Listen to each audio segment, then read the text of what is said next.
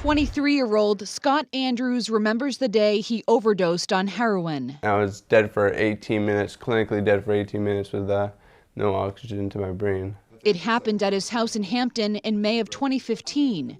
His life was saved by the overdose reversal drug Narcan, but his injuries were severe. I have an anoxic brain injury, which the outlook was very grim at first. I was in a vegetative state for about 18 days. I couldn't move, I couldn't talk.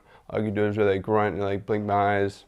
Andrew spent 3.5 months at Spalding Rehabilitation Hospital in Boston. I had to learn how to walk again, to learn how to feed myself, and just everything really. He now walks with a limp, and according to experts, injuries from overdoses like the ones Andrew suffered are on the rise. The number of overdoses has gone up exponentially in the last few years, and some of the substances out there are even more potent than what they used to be. Dr. Mark Pullman works at Catholic Medical Center in Manchester, where opioid overdose-related emergency visits have more than doubled since 2011. Unfortunately, if these things continue to occur and somebody doesn't intervene immediately, then you can get hypoxia or low oxygen to the brain that can lead to brain dysfunction.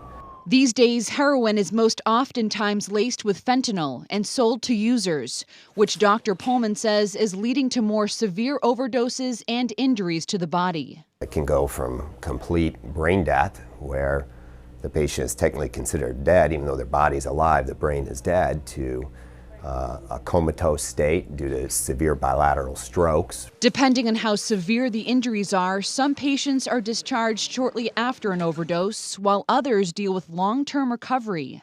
Perhaps they're just having problems with cognition, their thought processes, memory, to more severe people who have come in and they're basically in a semi-awake state. Dr. Fred Bruck from Crotched Mountain Rehabilitation Center says 20% of their patients are coming in with brain-related injuries from opioid overdoses.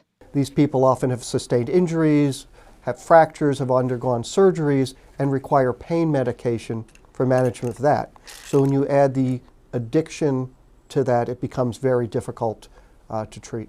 Patients work with speech, physical, and occupational therapists, and in some cases, meet with substance abuse counselors as well. We're looking at the medical piece, we're looking at what they need for treatment from mental health and behavioral health. Counselor Emily Robbins was hired in October to deal with the influx of these types of patients. It really is kind of catered to each patient because each patient's injuries are different, traumatic brain injuries are different, and just like their substance use was different. Robbins hopes the state allocates more resources to help those suffering from addiction, to help prevent overdoses and the injuries they cause. For Andrews, he says it could make a big difference in the lives of those struggling, a life he never wants to go back to.